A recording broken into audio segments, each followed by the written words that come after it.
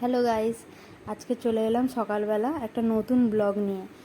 তো ফার্স্টে ঘুম থেকে উঠেছি, ঘুম থেকে উঠে এবারে বিছনাটা অগোছালো হয়েছিল, তো বিছনাটা গুছালাম। তারপরে বেশ অনেকক্ষণ পরেই তারপরে আবার ব্লগটা স্টার্ট করেছি, কারণ মাঝখানে বেশ কিছুক্ষণ দোকানের জন্য, আমাদের যেহেতু দোকান আছে তো দোকানের জন্য আমি ব্লগটা কন্টিনিউ করতে পারিনি। তারপরে বেশ দুপুরবেলা নাগাদ, তখন দোকান ফোকান বন্ধ হয়ে যাওয়ার পরে তারপরে ভাবলাম যে আগের দিন যেহেতু আমি নতুন পুরনো ঘরটা যেটাতে আমরা আগে থাকতাম সেই ঘরটা দেখিয়েছিলাম আপনাদেরকে, তা আমি আজকে ভাবলাম কি যে ঘরে এবার আমরা থাকি, যেটা নতুন আর কি হয়েছে বললাম আপনাদেরকে, 4-5 বছর আগে হয়েছে এই ঘরটা, একদম পাশেই পুরনো ঘরটার পাশেই একদম এই নতুন ঘরটা। তো নতুন ঘরে ঢুকতেই ফার্স্টেই আমাদের একটা ফ্রিজ আছে, আমাদের ওই পুরনো ঘরেও দুটো ফ্রিজ আছে, এই ঘরেও একটা রয়েছে। তো এই ঘরের মধ্যে এটা হচ্ছে মা বাবার ঘর, মা এখানে ঘুমাচ্ছে, তাই জন্য মাকে দেখালাম না। তো এই ঘরে জাস্ট কিছুদিন হলো আমরা এসেছি। তো পাশেই রান্নাঘরটা, আমাদের পুরনো ঘরেও রান্নাঘর বাথরুম সবই আছে, কিন্তু যেহেতু আমরা সবাই এই ঘরে শিফট হয়ে গেছি তো বারবার ওই ঘরে যেতে আসতে অনেক প্রবলেম হয় বলে, যার জন্য এই ঘরে একটা ছোটোখাটোর মধ্যে রান্নাঘর করা হয়েছে।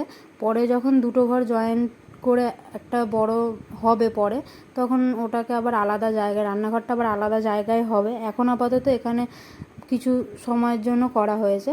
এবারে এই যে এটা হচ্ছে আমাদের সামনের দিক দিয়ে বারান্দা, বারান্দার সামনেই ওটা ডাইনিং যেখানে খাই আমরা, আর এখানে একটা কমন বাথরুম যেটা এখন আপাতত এটার সাথে অ্যাটাচ করা রয়েছে, কিন্তু পরে ওটা কমন হয়ে যাবে, কমন বাথরুম হবে।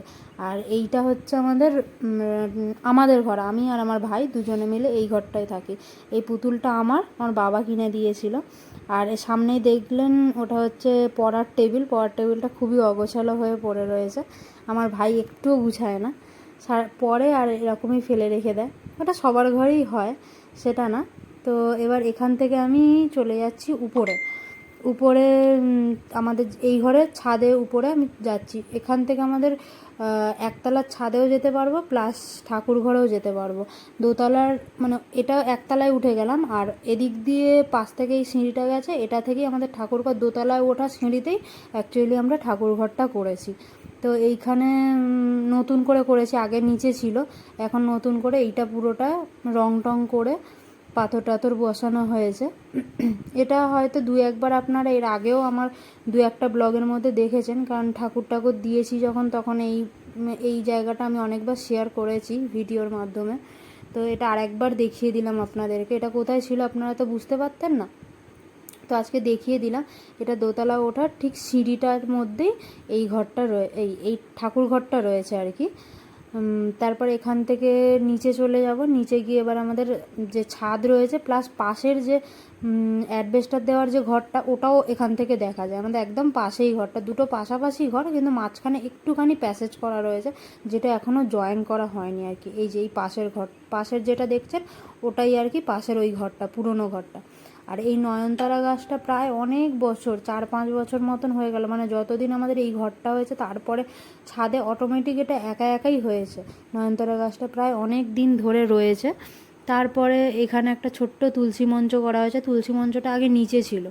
তো আমাদের দোকান আছে যেহেতু, তো দোকানে সবাই মোটামুটি আসে, মানে আমাদের হিন্দু মতে প্রচুর নিয়মকানুন আছে, তো মা ভাবলো কি নিচে থাকার থেকে কে কীরকমভাবে আসে আমরা তো জানি না, তো নিচে থাকার থেকে ভালো উপরেই থাকা, তাই জন্য উপরে তুলে নিয়ে এসেছে।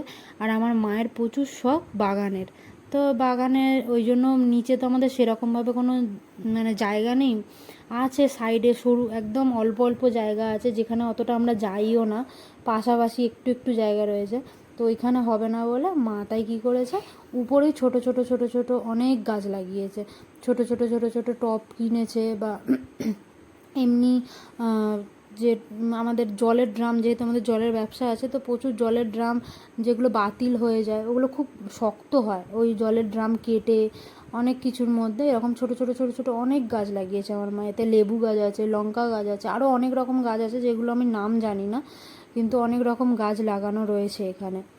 তারপর মনসা গাছ রয়েছে যেটা আমাদের পুজো হয়। তারপরে ওই পাশে লাগিয়েছে পুঁই শাক গাছ লাগিয়েছে, লাউ গাছ লাগিয়েছে, যেগুলো অতটাও পুষ্টি হয়নি, যেটা আপনারা দেখেই বুঝতে পারছেন, কারণ মাটিতে লাগালে ওটার যে একটা মানে যেটা সারটা পায় সেটা তো এই একটা ছোট্ট টবের মধ্যে লাগিয়ে সেটা তো পায় না।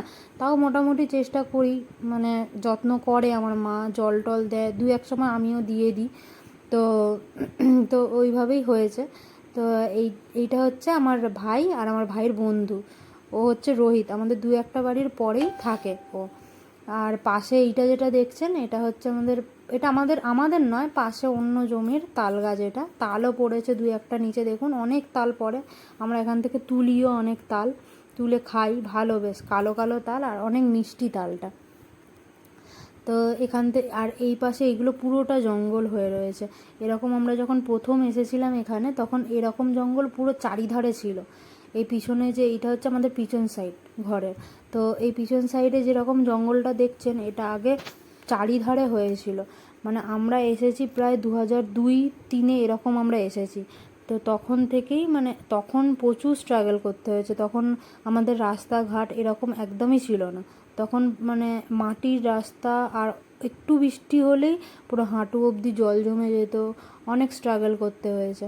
এখন অনেকটা চওড়া রাস্তা হয়ে গেছে, কিন্তু আমাদের এখানে একটাই জিনিসের প্রবলেম, সেটা হচ্ছে খেলাধুলার কোনো মাঠ নেই।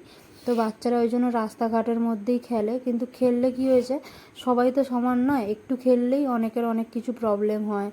তো অনেক অবজেকশন করে, তাই জন্য ওরাও কোথাও যেতে পারে না, ভাবে মানে কোথায় খেলবে। তাও খেলে দু এক জায়গায় হয়তো একটু টুকটাক খেলে, কিন্তু তার মধ্যেও মাঝে মাঝে যখন অতিরিক্ত বকাবকি হয় তখন ওরা কী করে, ছাদের মধ্যে। আমরাও একটু চেষ্টা করি কি, সবসময় বাচ্চারা ঘরের মধ্যে থাকলে সেটাও ভালো না।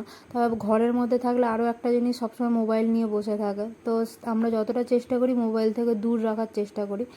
তাই জন্য ওরা কি করবে, তো ছাদের উপরে এসে, তার মধ্যে আজকে বৃষ্টি হচ্ছিল, ছাদের উপরে এসে তাই বসে বসে গল্প করছে। ওদের আরও দু তিনজন বন্ধু আছে যারা আজকে আসেনি।